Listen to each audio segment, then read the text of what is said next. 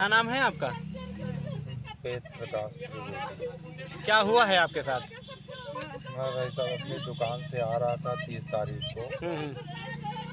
मुझे रास्ते में 4 लोगों ने रोककर बिना किसी वजह के मुझे बहुत मारा। कब मारा? 30 तारीख को। वजह क्या थी? वजह साहब, उन्होंने मुझे अपनी ज़मीन बेचने के लिए कहा। मुझसे उन्होंने पैसा भी लिया, लिखा पढ़ी की नहीं। उनकी बहन पिंकी तिवारी जो कानपुर में रहती है, उसने मुझसे कहा कि तुमने मुझसे मेरे भाई से ज़मीन क्यों खरीदी। मैंने कहा पिंकी, तुमसे मैंने खरीदने के पहले बात तो की थी, तुमने जब अपनी सहमति दी तो मैंने कदम आगे बढ़ाए। अच्छा। अगर तुमको नहीं दिक्कत थी तो मुझे उसी समय कह देती, मैं कदम पीछे खींच लेता। मुझे ज़मीन की कोई ज़रूरत नहीं। अगर तुम अभी भी चाहो तो ज़मीन अपनी वापस ले लो, मैं कहीं ले थोड़ी गया हूँ। वो जो 4 लोग थे मारपीट करने वाले, वो कहाँ के रहने वाले हैं? वो उसमें से एक अमित त्रिवेदी और अनुज त्रिवेदी, ये दोनों हिस्ट्री सीटर हैं लालगंज कोतवाली के। अच्छा। इसमें पिंकी तिवारी और कुशल तिवारी, ये दोनों माँ बेटे हैं। इन दोनों माँ बेटे की ही साजिश है सारी। उन्होंने ही मुझे जान से मारने के लिए पूरा उन्होंने कोशिश की। मुझे उन्होंने अपने हिसाब से मार ही दिया था। आपका थाना कौन सा लगता है? थाना कोतवाली लालगंज।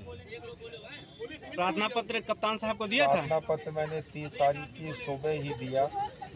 उस पर कोई कार्रवाई नहीं हुई और उसी दिन रात में मेरे ऊपर हमला हो गया। मेरे बेटे को भी वो जान से मारना चाहते हैं। आप इन्हीं को बोलने दीजिए। एक मिनट रुक जाओ, जब पूछी तब बताओ। क्या नाम है? बच्चा, हमारा नाम सरिता त्रिवेदी है। कहाँ से आ रही है? लालगंज चौधरपुर से। थाना कौन सा पड़ता है? लालगंज क्या थाना। मामला है आपका? मामला क्या है? सर, ये तीसरी बार हम इन पे अब जानलेवा हमला कराया है और कोई हमारा उनका ना खेत बाग का कोई झगड़ा नहीं है। किसके द्वारा हमला कराया गया है? सर, अनुज त्रिवेदी, पिंकी, अंजू, दो उनके पिंकी का लड़का है कुशल त्रिपाठी और अंजू का लड़का है प्रभात।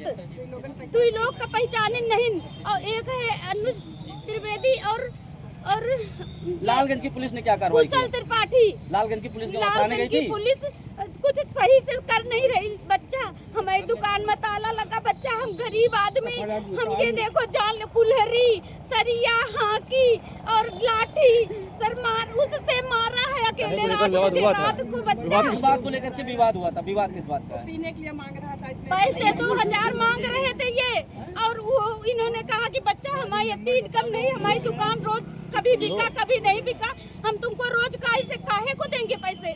तो उसने कहा कि बस अभी कुल्हरी, सुबह हमने 112 को फोन किया, कुल्हरी तुरंत सुबह ही कुल्हरी पीट उसको बैन किया और उसके बाद इनको ढूंढ रहा था। ये नए वाले घर में गए थे लैट्रिन, फिर वहाँ हमने इनको फोन किया कि तुम बाहर ना निकलना, अंदर से दरवाजा बंद, गेट बंद कर लो। कहाँ पर आई हो?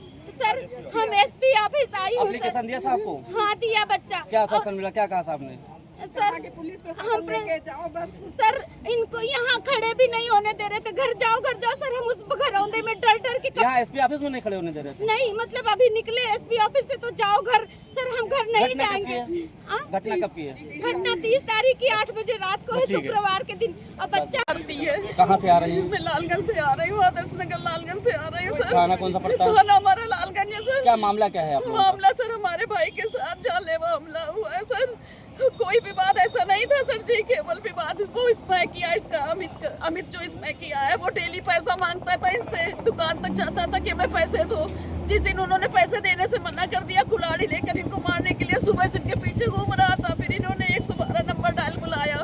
उसके बाद लिखित एप्लीकेशन को तुम्हारी लालगंज में दिया गया सर जी, और उसके बाद सर 8 बजे रात में अकेले इनके ऊपर कुल्हाड़ी, सरिया, उसमें 4 लोग, 2 औरतें गाड़ी में बैठी थी, 4 लोग थे जिन्होंने इन पे हमला किया सर जी। कीजिए हमारा भाई। की पुलिस ने क्या कार्रवाई की? लालगंज पुलिस वाले 3 दिन से केवल ढूंढ रहे हैं, एक व्यक्ति को पकड़ पाए, एक को हमने आज सुबह अरेस्ट करवाया और 3 अभी 5 अभी बाकी घूम रहे हैं सर जी।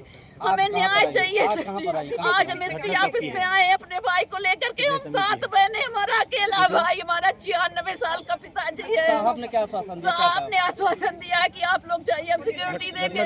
सर हमारी कब तक सिक्योरिटी वो देंगे? अगर हमें न्याय नहीं मिला तो हम सब बहने और इनके सब पत्नी सहित हम लोग गंगा में डूब के मर जाएंगे। ऐसे जीने से कोई फायदा नहीं होगी सरकार के राज्य में कि हम बहने बिलक रहे हैं।